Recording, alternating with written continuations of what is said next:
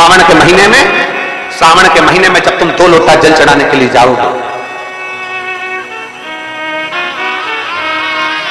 श्रावण के महीने में जब तुम 2 लोटा जल चढ़ाने के लिए जाओगे और 2 लोटा जल तक तुम अपने हाथ में लेकर चढ़ाओगे, जिस दिन तुम्हारा चित्त में मन में आ जाए कि आज मैं विश्वनाथ नहीं गई हूं, मैं सावन के महीने में मैंने विश्वनाथ का दर्शन नहीं करा है, सावन के महीने में मैं काशी नहीं गई, सावन के महीने में मैं गंगा के घाट पर नहीं गई, जिस दिन सावन के महीने में तुम्हारे मन में आ जाए 2 लोटा जल लिया, शंकर जी को चढ़ाते हुए अपने मन में विचार कर लिया कि मेरे विश्वनाथ, मैं तुम्हारे दरवाजे पर नहीं आ सकी, पर मेरे जल में अगर बल होगा तो इस जल को आप वहां से यहां आकर स्वीकार कर लोगे। वो विश्वनाथ पूरे साल शिव जी को 1 लोटा जल चढ़ा, सावन का पहला दिन लगे 2 लोटा जल चालू कर दो, श्रावण के पूरे महीने 2 लोटा जल अपने घर से लेकर जाओ, और अपने घर से जब जल लेकर जाओ तो ये विचार कर कर जाना, आज मैं शिव को काशी में, आज मैं शिव को केदार में, आज शिव को अमरनाथ में, आज शिव को भीमा शंकर में, आज शिव को मल्लिकार्जुन में। और फिर निवेदन करूंगा, जिस बहन को 19 और 20 साल तक भी औलाद नहीं हुई हो तो कृष्णेश्वर महादेव का नाम लेकर 2 लोटा जल तुम्बकेश्वर महादेव का नाम लेकर चढ़ा कर देखना, सावन के बाद में बाबा संतान जरूर देगा, झोली जरूर बनेगा। कहीं नहीं जाना, अपने नजदीक में, अपने घर के पास में, अपने मोहल्ले में, अपनी गली में, अपने चौराहे पर, अपने घर के पास में जो शिवालय हो, जो शंकर का मंदिर हो, वहां जाओ, 2 लोटा जल समर्पित करो। और फिर निवेदन करूंगा, जल से ज्यादा जरूरी है मेरे भोलेनाथ जी के मंदिर की सफाई करना। अब कीचड़ चालू हो जाएगा, पानी चालू हो जाएगा, सावन का महीना चालू हो जाएगा, अपने साथ एक कपड़ा लेकर जाओ, बाबा के मंदिर को पूरा साफ कर कर, बाबा के शिवलिंग का स्नान कर कर, बेलपत्र निर्माल्य जितना पड़ा है उसको उठाकर कहीं विसर्जन के लिए, किसी नदी तालाब बावड़ी में नहीं, किसी कुएं में नहीं, निर्माल्य तालाब में, नदियों में, बावड़ी में डालने के बाद वो निर्माल्य सड़ता रहता है, नदी नाले का पानी सूखता रहता है, उसमें कीचड़ इकट्ठा हो जाता है, उस निर्माल्य को इकट्ठा करो, गाड़ी में भरो, किसी एक खड्डा खोदकर वहां दबाकर उसकी खाद तैयार करो, और बाद में बेलपत्री के वृक्ष के नीचे उसको डालते रहो। पर ध्यान रखना कि निर्माल्य हमें नदी तालाब बावड़ी कुएं में नहीं डालना है, उसको एकत्र करना। शिव के मंदिर की जितनी सफाई कर सकते हो, शंकर के मंदिर को जितना साफ कर सकते हो, शंकर के मंदिर को जितना निर्मल कर सकते हो, उतना करो। अपने मन में एक भाव बना लो, जैसे भगवान विष्णु ने एक भाव बनाया था, सावन के महीने में 108 कमल के पुष्प शंकर जी को दूंगा। पार्वती जी ने भाव बनाया था, श्रावण के महीने में शंकर जी को 2 लोटा जल समर्पित करूंगी। माता सती जो भगवान शंकर की अर्धांगिनी रही, उन्होंने भाव बनाया था, मेरे देवादिदेव महादेव को रिझाने के लिए मैं भगवान शंकर की 108 वृक्ष लता से स्नान कराऊंगी। ये अपने भीतर एक संकल्प अपने भीतर लेना है कि श्रावण के महीने में हमें शिव को कैसे रिझाना है,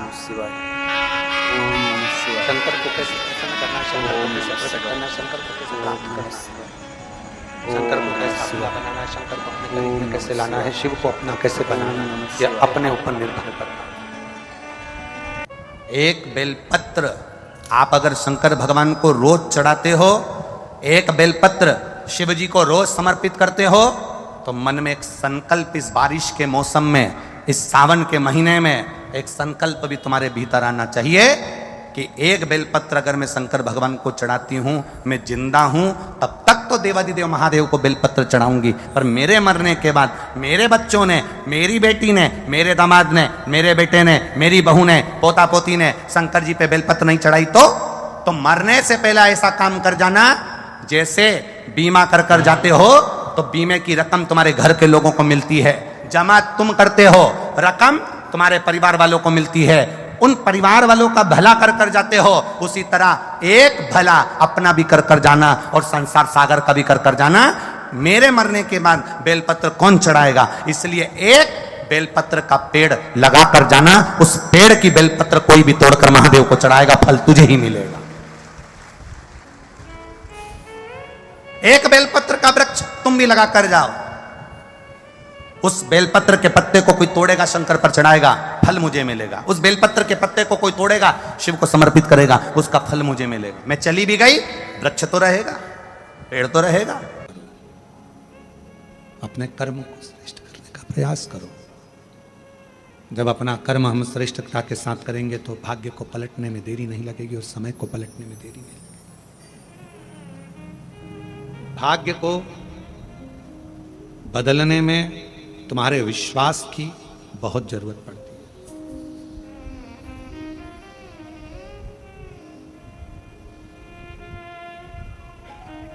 पांच चीजें प्रारब्ध से प्राप्त होती है। पूर्व में जो तुमने अच्छा करा होगा तो पांच चीजें मिलती है। पहले नंबर पर धन तुम्हारा पूर्व में किए गए पुण्य से मिल जाता है, प्रारब्ध से मिल जाता है। दूसरे नंबर पर है सत्ता।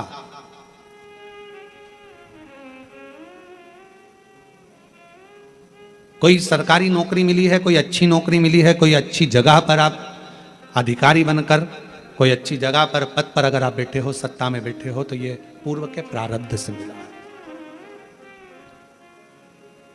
तीसरे नंबर पर है सिंहासन। आप कोई उच्च पद पर बैठे हो, कोई ऊंची कुर्सी पर बैठे हो, सिंहासन पर बैठे हो, यह भी पूर्व के प्रारब्ध से, कोई अच्छे कर्म से हमको प्राप्त हुआ है।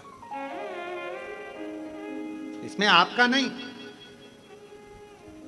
धन मिला पूर्व के फल अनुसार, सत्ता मिली पूर्व के फल अनुसार, सिंहासन मिला पूर्व के फल अनुसार। चौथी चीज कही मकान, दुकान और प्रॉपर्टी, जमीन, ये भी आपके प्रारब्ध से, पूर्व के कर्म के अनुसार मिलती है। कभी कभी किसी व्यक्ति का प्रारब्ध नहीं रहता, उसका पूर्व का कर्म नहीं रहता। पिताजी के पास में करोड़ों, 5 एकड़ जमीन वहां, 10 एकड़ जमीन वहां, 15 एकड़ जमीन वहां, 25 एकड़ जमीन वहां, बड़ा बड़ा बंगला, बड़ी बड़ी प्रॉपर्टी, और बच्चे का प्रारब्ध नहीं है, किस्मत नहीं है, तो वो बड़ा होते होते उसकी पूरी प्रॉपर्टी बर्बाद हो जाती है। मकान, दुकान, बंगला सब समाप्त हो जाता है। और ये आप अपने आसपास के मोहल्ले में, क्षेत्र में, कॉलोनी में, रिश्तेदारों में, नातोदारों में देख सकते हो। अगर प्रारब्ध में नहीं है तो वो बर्बाद हो जाएगा, मिलेगा ही नहीं। बाप ने भले जोड़ी हो, पिता ने भले जोड़ी हो, और अगर तुम्हारे प्रारब्ध में है, तुम्हारे किस्मत में है, तुम्हारे पूर्व के कर्म तुमने करा है, तो 1 प्लाट नहीं, 2 प्लाट नहीं, मकान नहीं, दुकान नहीं, सब कुछ बढ़ता चले जाएगा। भरे तुम्हारे पास में धन है कि नहीं है, पर धीरे धीरे संपदा, प्रॉपर्टी, दुकान, मकान, ये सब बढ़ेगा। ये प्रारब्ध से।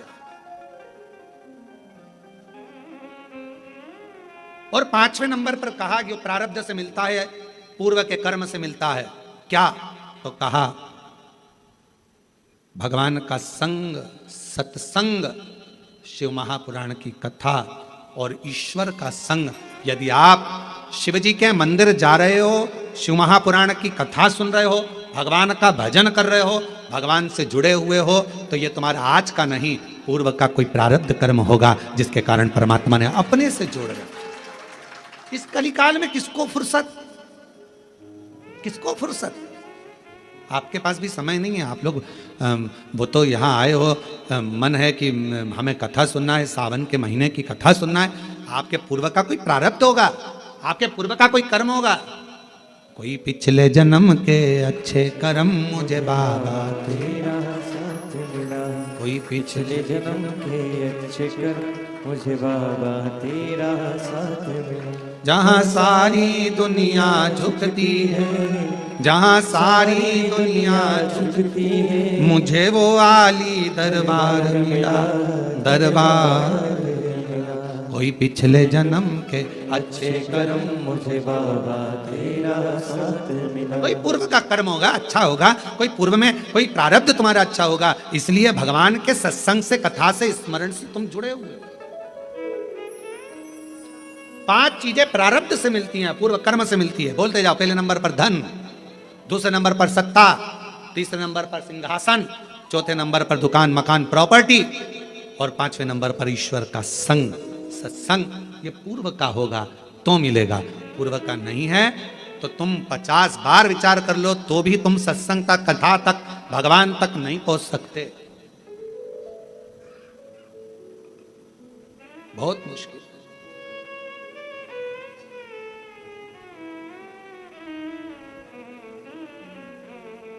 तुम्हारे घर पर सावन के महीने में टीवियां चल रही हैं, नाटक देख रहे थे, सीरियल देख रहे थे, फिल्म देख रहे थे, कोई पूर्व का प्रारब्ध तुम्हारा प्रकट हुआ, पूर्व का कोई कर्म तुम्हारा प्रबल हुआ, सामने मिल गई। टीवी चालू करते से आस्था चैनल चल गया और शिव महापुराण की कथा 1 बजे से 4 बजे तक ऑनलाइन कोरबा से सुनने का मौका मिल गया। ये पूर्व का प्रारब्ध था। भगवान ने कहा कि कहाँ जा रहा है, कहाँ जाएगा, भटक जाएगा, चल इधर। अजामिल की कथा सुनी है भागवत जी में। ब्राह्मण था, विद्वान था, खूब पढ़ा लिखा था, विद्वान भी है, ब्राह्मण भी है, पढ़ा लिखा भी है, विद्वत्ता भी है, उसके अंदर सब कुछ है। भगवान का भजन भी करता था बाल्यावस्था में। ऐसा नहीं कि बाल्यावस्था में भगवान का भजन नहीं करा अजामिल ने। उठाओ, श्रीमद् भागवत में वर्णन आता है। श्रीमद् भागवत कथा कहती है कि अजामिल बचपन से शिव भगवान की, राम की, कृष्ण की, नारायण की भक्ति करता। नारायण का भजन करते करते करते करते करते करते समय बीत गया, समय बीत गया।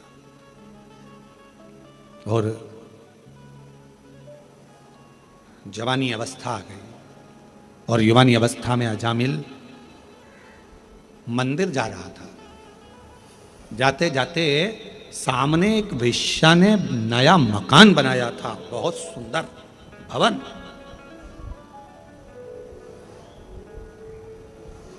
ध्यान गया। अब दिक्कत इस बात की है, अगर अजामिल स्त्री होता तो बात दूसरी थी कि ध्यान भटक जाए। एक बहुत शातिर चोर था, बहुत शातिर। उसको पकड़ना बहुत कठिन था, बहुत कठिन।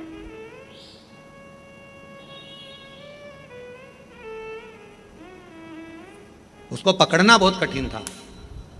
पर एक पुलिस वाले ने कहा कि मैं चोर को पकड़ सकता हूं।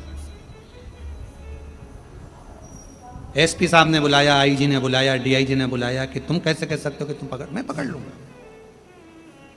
अगर चोर यहां से निकलेगा तो मैं पकड़ लूंगा, ठीक है। पर चोर इतना शातिर था कि उसको पकड़ना मुश्किल था।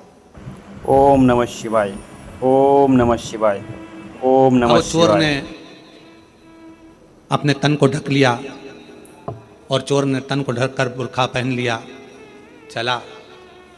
और चोर ने बड़ा सुंदर रूप धरकर, कपड़े बदलकर, स्त्री के कपड़े पहनकर चोर जा रहा था।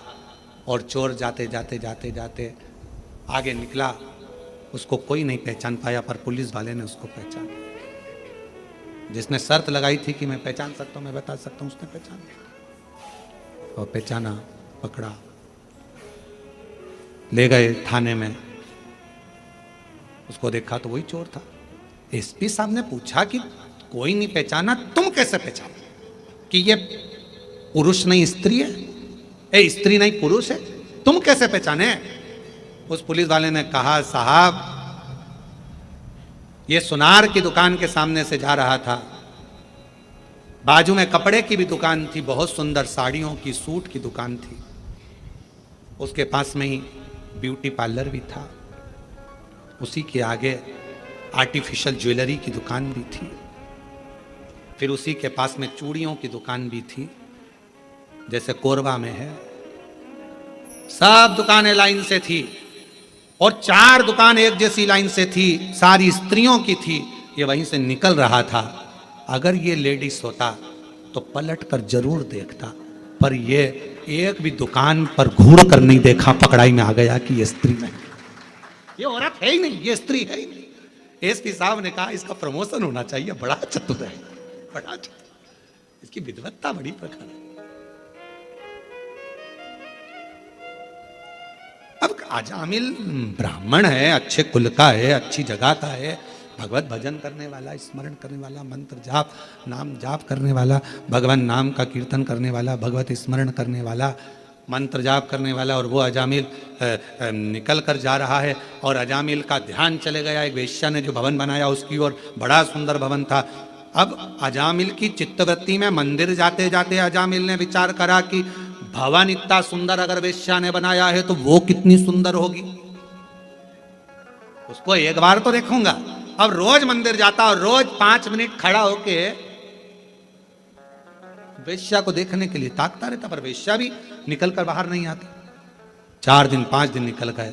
अब ये मंदिर लेट जाता, 9 बजे जाने वाला 10 बजे हो गया, 10 से 11 बजे हो गया, 11 से 12 बजे हो गया, 12 से 1 बजे हो गया।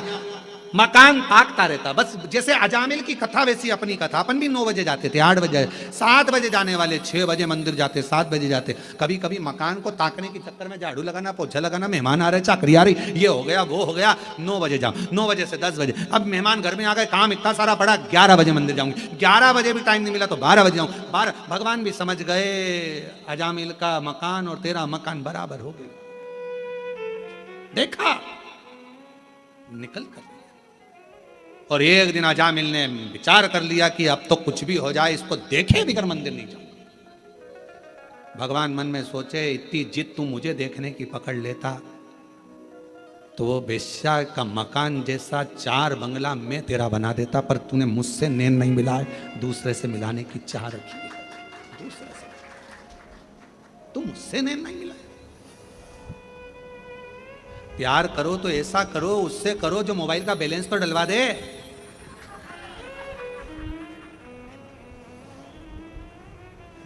जरा से चाउमीन के चक्कर में दूसरे की गाड़ी सुधरने के लिए आई, डीजल भी उसकी गाड़ी का नहीं था, गाड़ी भी उसकी नहीं थी, और मेरे सनातन धर्म की बेटियां लव जिहाद का शिकार हो जाती है।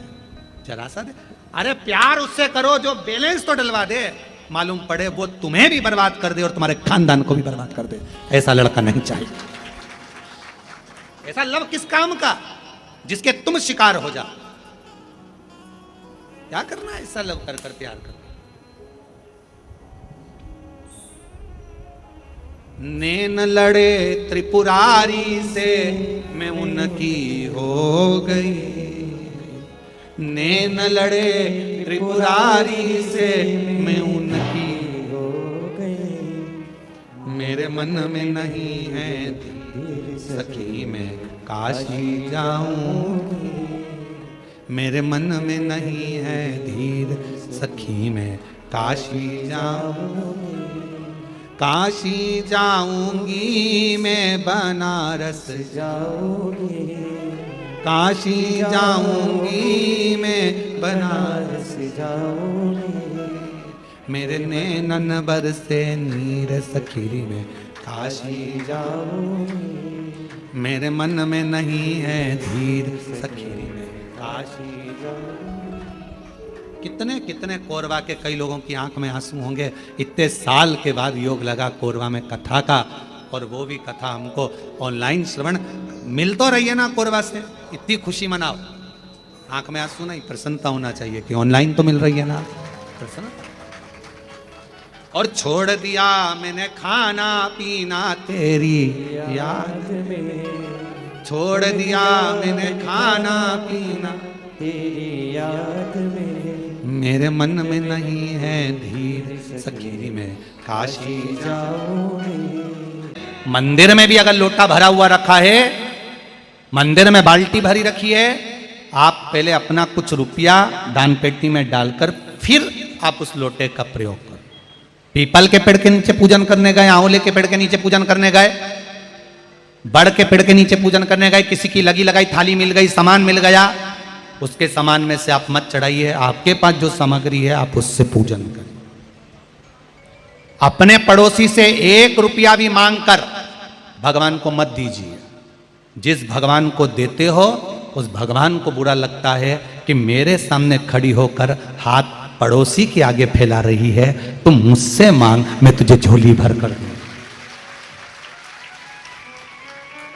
कई माताओं की आदत रहती, मंदिर में दर्शन करने जाती हैं, देना 10 रुपए दे, मैं अभी वहां पर दे दूंगी, मेरा पर्स अंदर रखा है गाड़ी में, मैं तुझे दे दूंगी। गाड़ी में रखा है ना, मत ले, दूसरी बार आना, दूसरी बार चढ़ा देना। भगवान से कह दे, भगवान मैं नहीं चढ़ा पाया, तो कृपा करेगा, वापिस दर्शन देने बुलाएगा, तब मैं चढ़ा। नंदी महाराज हम आपसे भी कहते हैं, जो दान करने वाले हैं कुबेरेश्वर महादेव के लिए, मंदिर के लिए, या धर्मशाला बनाने में जो लोग निर्माण में दे रहे हैं, उनसे भी निवेदन है, आप कमरे में नाम आप लिखा रहे हो कि 1 कमरा हम बनवाएंगे धर्मशाला में, पर आप किसी से मांगकर मत बनवाना। आप भोलेनाथ जी से कहकर जाना कि मैंने कमरे के निर्माण का घोषणा करवाई है, मेरी झोली में 6 महीने में 8 महीने में इतना धन दे देना कि मैं वहां जाकर 1 कमरे का पैसा खुद जमा कर आऊं, ऐसी कृपा कर देना। नाम मैंने लिखाया है, तेरे बल पर लिखाया, कमरे का नाम मैंने नहीं लिखाया, तेरे बल पर लिखाया है कि तू देगा तब मैं पैसे जमा करने जाऊंगा। आजीवन भोजन भंडारे के जमा कर रही हूं, तेरे बल पर कर रही हूं, तू दे। मांग कर नहीं, किसी से 1 रुपया मांग कर ना तो पोथी पर चढ़ाओ, ना आरती में चढ़ाओ, ना कहीं दान में दो। वो दे तब दो। पहले शंकर जी का गुणगान तो करो, और अगर वो तुमको दे दे तब तुम कहना कि अब मेरा मन करता है कि मैं 50 रुपए, 100 रुपए, 5 रुपए, 2 रुपए, 1 रुपए मैं सत्कर्म में लगाऊं, क्योंकि अब मेरे बाबा ने मेरा हाथ पकड़ लिया है, अब वो मुझे देना चालू कर दिया। तब लगेगा दान का आना। जरूरी नहीं। तारकासुर के प्राण छूटे, तारकासुर के 3 पुत्रों के प्राण छूटे। शिव महापुराण की कथा कहती है, शंकर भगवान की पुत्री अशोक सुंदरी, जिसका विवाह राजा नहुष के साथ में पक्का कर दिया गया था, और राजा नहुष के साथ पक्का कर दिया, ये पूरे देवताओं को मालूम पड़ गया कि भगवान शंकर की पुत्री अशोक सुंदरी का विवाह राजा नहुष के साथ पक्का किया गया। राजा नहुष जो शिव उपासक हैं, जैसे अशोक सुंदरी के पिता भगवान शंकर की उपासना ये नहीं कि केवल संसार के लोग करते हैं, उपासना पुत्र भी करते हैं।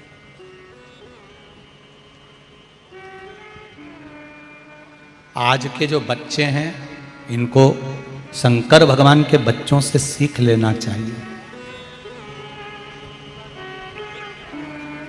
आज के बेटे ससुराल वाले आते हैं, आज के बेटे सास ससुर आते हैं, तो लड़कों के मुंह पर स्माइल आ जाता है, इतने खुश होकर बात करते हैं, और अपने बूढ़े माँ बाप से जब भी बात करेंगे तो चिढ़कर बात करते हैं। तुम्हारे ससुराल वालों से तुमने इतनी प्रसन्नता से बात करी, तो माँ बाप से बात करने में क्या दिक्कत है? क्यों? इसलिए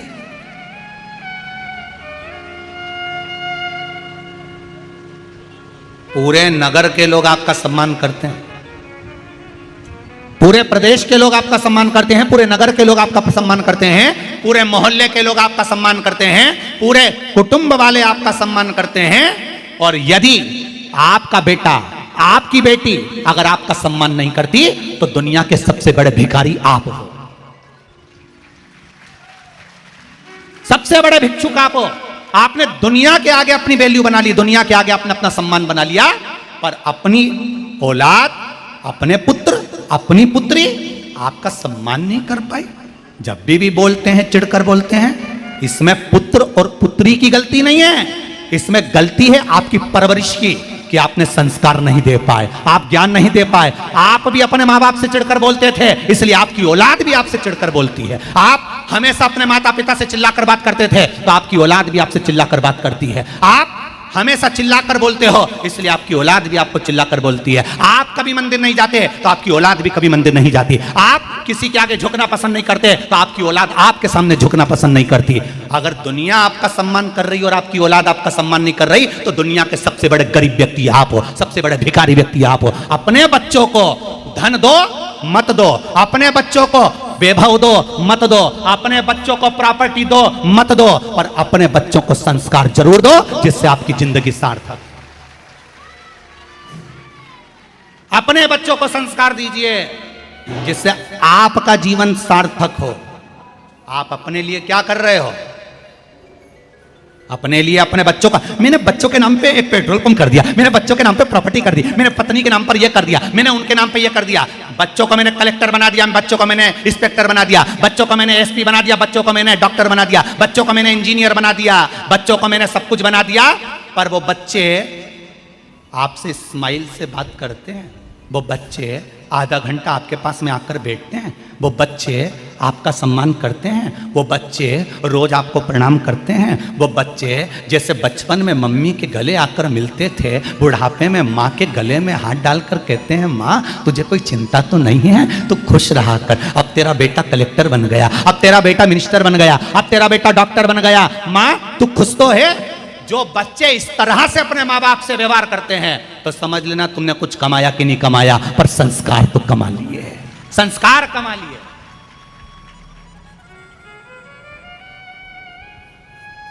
वो संस्कार बच्चों में होना जरूरी है। क्या दे रहे हो अपने बच्चों को? प्रॉपर्टी? क्या दे रहे हो बच्चों को? गाड़ी। क्या दे रहे हो बच्चों को? बैंक का बैलेंस। किस काम का?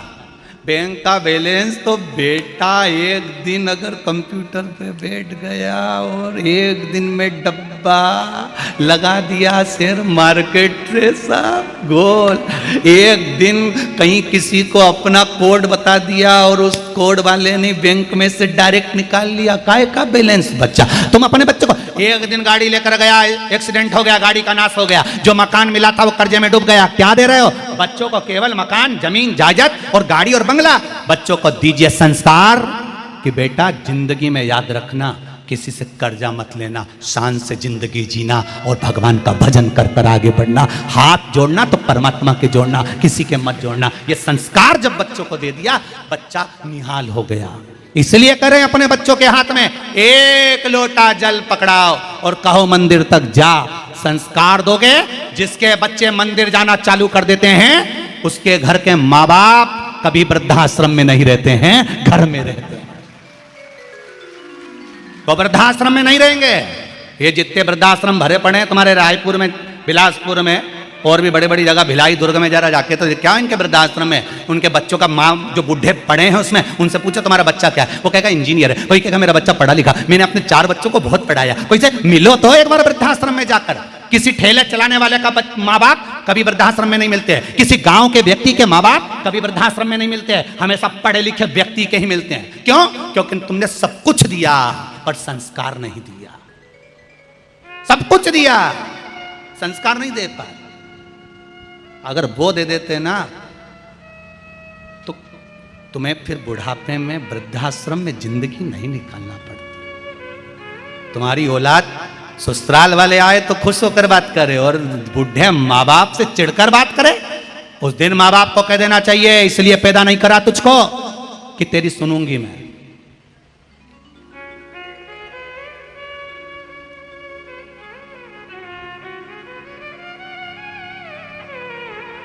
इसलिए पैदा नहीं करा। एक बात याद रखो, बचपन में तुम्हारी गोदड़ी बिगड़ेगी तो माँ धो देगी। शिवाय नमस्तभ्यं। अरे बोलो तो री जीजियो, सही है कि गलत है? बचपन में तुम्हारी गोदड़ी गदेली जिस पे सो रहे हो वो गंदी करोगे तो माँ धो देगी, बाप धो देगा। पर बड़े होकर अगर अपनी कर्मों के कारण तुम्हारा जीवन नाश करोगे तो ये कोई नहीं धोएगा, अपनी गोदड़ी अपने को धोना दादा, अपने कर्म का भोग अपने को ही भोगना, दूसरा नहीं भोग सकता। बचपन तक तो चल जाएगा कि बचपन में माँ बाप ने गोदड़ी धो दी, माँ बाप ने चड्डी धो दी, गच्छी धो दी, पर बड़े होकर अपने को धोना है, अपने किए गए कर्म का भोग अपने को भोगना है, कोई दूसरा नहीं भोगने वाला। इसलिए सब कुछ करो, बच्चों को प्रॉपर्टी दो, जमीन दो, जायदाद दो, पर संस्कार सबसे पहले देना कि मेरे बच्चे संस्कारित हैं, मुझे प्रणाम करते हैं, खुश होते हैं मुझे देखकर, उनके चेहरे पर प्रसन्नता आ जाती है। ये प्रणाम, ये आनंद, ये प्रेम, ये वात्सल्यता, ये करुणता दीजिए।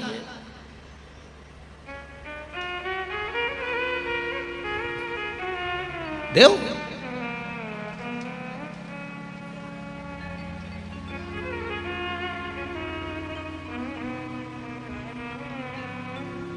पहले के समय में बूढ़ी बूढ़ी माताएं बाजार जाती थी तो 2 कटोरी लेके नहीं आती थी। कितनी कटोरी लाती थी? कितनी प्लेट लाती थी? थाली का सेट कितना? 6। बोलो तो जी जी सही है गलत है? 6 कटोरी का सेट देना, 6 थाली का सेट देना, 6 कप देना। 2 लाती थी क्या? 2 प्लेट लाती थी क्या? नहीं। पहले के समय में माताएं 6 थाली का सेट लाती थी, 6 कटोरी का सेट लाती थी, 6 गिलास का सेट लाती थी, 6 कप का सेट लाती थी। वो तो अब दुनिया के लोगों ने कह दिया हम 2, हमारे 2, पर पहले तो सेट चलता था। आप और हम में भी बहुत सेट है।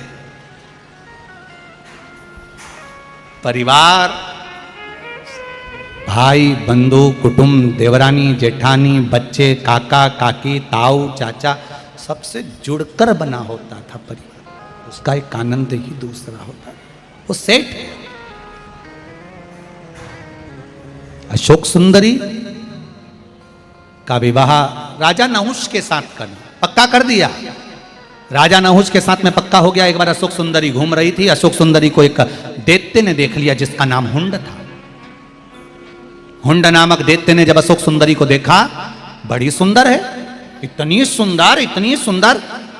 दैत्य हुंड ने विचार करा, इस अशोक सुंदरी को मैं अपना बनाऊंगा, इससे विवाह मैं करूंगा। और दैत्य हुंड ने एक पत्र लिखा और पत्र एक द्वारपाल के हाथ भेज दिया अशोक सुंदरी के पास। या अशोक सुंदरी, मैं तुम्हें स्नेह करता हूं, मैं तुम्हें प्रेम करता हूं, मैं तुम्हें अपना बनाना चाहता हूं, तुम मुझसे विवाह करो,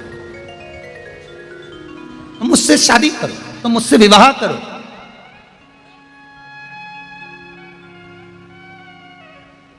अशोक सुंदरी ने पत्र का जवाब लिखकर दिया, मेरे माता पिता जिस वर से, जिस लड़के से मेरी शादी करेंगे, मैं उससे अपना विवाह करूंगी। मैं अपनी मर्जी से विवाह नहीं कर सकती, मैं अपनी मर्जी से विवाह नहीं करूंगा। कितनी सुंदर बात अशोक सुंदरी के मंगल विवाह में लिखी है कि अशोक सुंदरी कह रही है, जिस माँ बाप ने मुझे पाल पोस कर बड़ा करा, जिस माँ बाप ने मुझे पढ़ने के लिए भेजा, जिस माँ बाप ने मुझे कपड़े पहनाए, जिस माँ बाप ने मुझे गोदी में खिलाया, उस माता पिता के दामन को मैं लांछन लगाकर नहीं जा सकती। मैं हुंड तेर से विवाह नहीं कर सकती, मेरे माता पिता जिससे विवाह करेंगे मैं उससे करूंगी। ये दम चाहिए बेटियों को, ये बल चाहिए बेटियों को। भटकाने वाले बहुत मिलेंगे।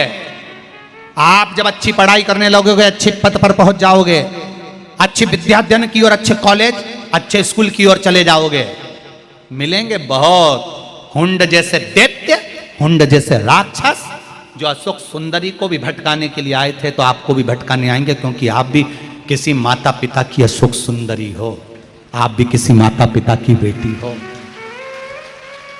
आएंगे,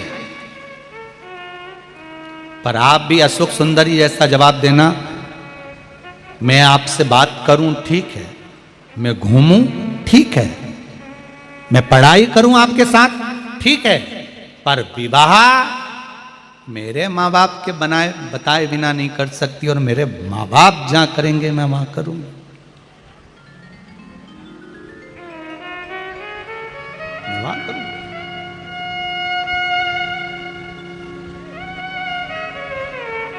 अब हुंड ने देखा कि ये ऐसे मानने वाली नहीं है, तो हुंड ने पता करा कि ये अशोक सुंदरी का विवाह पक्का किससे हुआ। मालूम पड़ा राजा नहुष से। हुंड ने कहा, राजा नहुष को गिरफ्तार कर लो, पकड़ लो, कैद में रख दो, इसको उठा ले जाओ, किसी को मालूम ना पड़े कि राजा नहुष कहां गया। हुंड राजा नहुष को पकड़ने के लिए गया, उसको उठाने के लिए गया, तो राजा नहुष के यहां पर हुंड दैत्य की सेविका, एक दासी जो शंकर जी के मंदिर में सेवा करने जाती थी, उसी शंकर जी के मंदिर में राजा नहुष सेवा करता था। तो उस दासी ने, जो हुंड राक्षस की दासी थी, उसने कहा, राजा नहुष आज तुम्हारा किडनैप होने वाला है, आज तुम्हें पकड़ने वाले हैं, आज तुम्हें उठा कर ले जाएंगे, आज तुम्हें ओझल कर दिया जाएगा।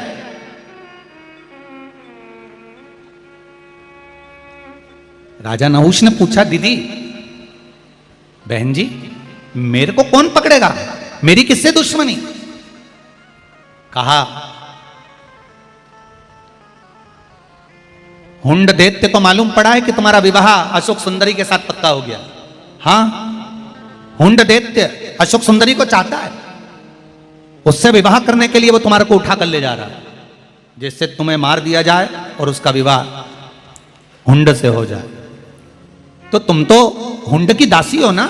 हाँ, मैं हुंड की दासी हूं, पर मैं शंकर की भक्त हूं। जो शिव का भक्त होता है, शंकर का उपासक होता है, शंकर भगवान सत्यम शिवम सुंदरम, जो शिव का उपासक होता है वो कभी झूठ नहीं कर सकता, किसी का बुरा नहीं कर सकता।